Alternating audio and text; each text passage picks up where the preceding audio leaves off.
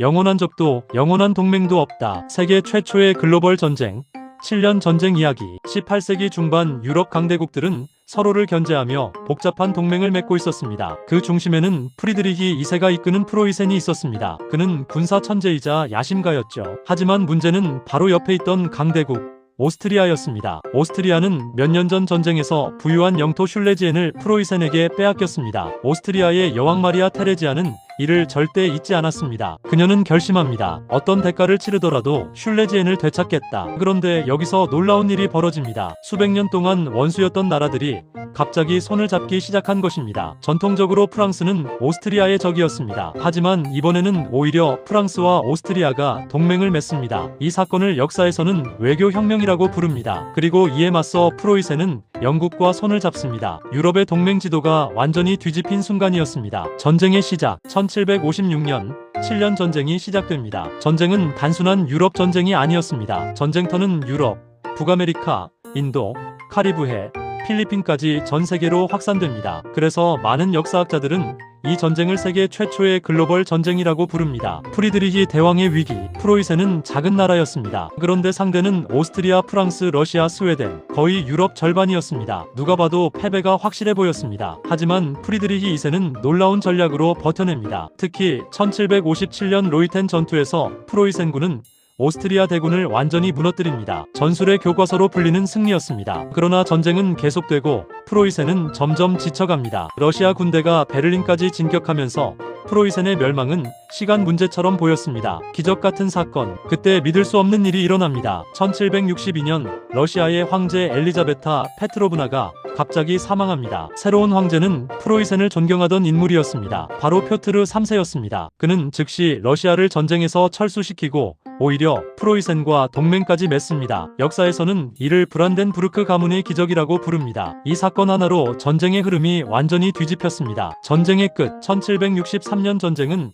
마침내 끝이 납니다. 유럽에서는 후베르투스부르크 조약이 체결되고 북아메리카에서는 파리 조약이 체결됩니다. 결과는 충격적이었습니다. 영국은 프랑스를 밀어내고 북아메리카와 인도의 패권을 장악합니다. 이 승리는 훗날 대영제국 탄생의 기반이 됩니다. 그리고 프로이센은 살아남습니다. 작은 국가였던 프로이센은 이 전쟁을 통해 유럽의 강대국으로 인정받게 됩니다. 역사에서 남은 교훈. 7년 전쟁은 단순한 영토 전쟁이 아니었습니다. 이 전쟁이 보여준 것은 국제정치의 냉혹한 현실이었습니다. 어제의 적이 오늘의 동맹이 되고 어제의 동맹이 내일의 적이 될 수 있습니다. 그래서 역사 속에서 이 전쟁은 한 문장으로 정리됩니다. 국제정치에는 영원한 적도 영원한 동맹도 없다. 영원한 적도 영원한 동맹도 없다. 세계 최초의 글로벌 전쟁 7년 전쟁 이야기. 18세기 중반 유럽 강대국들은 서로를 견제하며 복잡한 동맹을 맺고 있었습니다. 그 중심에는 프리드리히 2세가 이끄는 프로이센이 있었습니다. 그는 군사 천재이자 야심가였죠. 하지만 문제는 바로 옆에 있던 강대국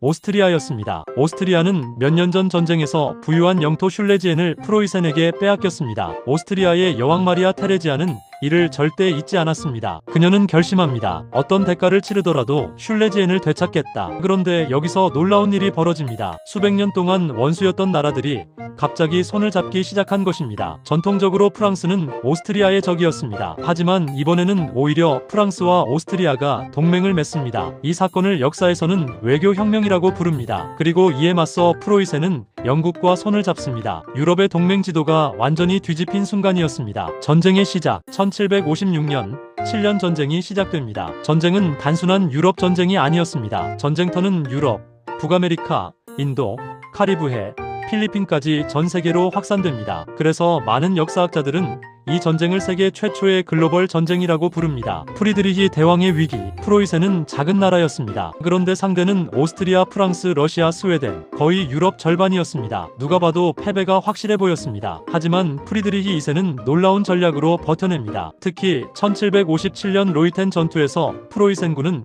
오스트리아 대군을 완전히 무너뜨립니다. 전술의 교과서로 불리는 승리였습니다. 그러나 전쟁은 계속되고 프로이센은 점점 지쳐갑니다. 러시아 군대가 베를린까지 진격하면서 프로이센의 멸망은 시간 문제처럼 보였습니다. 기적 같은 사건, 그때 믿을 수 없는 일이 일어납니다. 1762년 러시아의 황제 엘리자베타 페트로브나가 갑자기 사망합니다. 새로운 황제는 프로이센을 존경하던 인물이었습니다. 바로 표트르 3세였습니다. 그는 즉시 러시아를 전쟁에서 철수시키고 오히려 프로이센과 동맹까지 맺습니다. 역사에서는 이를 브란덴부르크 가문의 기적이라고 부릅니다. 이 사건 하나로 전쟁의 흐름이 완전히 뒤집혔습니다. 전쟁의 끝, 1763년 전쟁은 마침내 끝이 납니다. 유럽에서는 후베르투스 부르크 조약이 체결되고 북아메리카에서는 파리 조약이 체결됩니다. 결과는 충격적이었습니다. 영국은 프랑스를 밀어내고 북아메리카와 인도의 패권을 장악합니다. 이 승리는 훗날 대영 제국 탄생의 기반이 됩니다. 그리고 프로이센은 살아남습니다. 작은 국가였던 프로이센은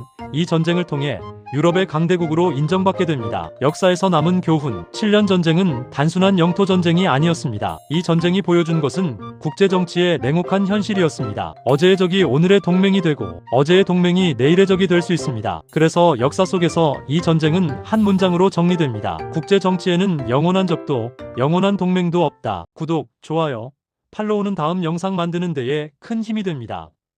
시청 후 링크를 눌러 쿠팡에서 쇼핑도 편하게 해보세요.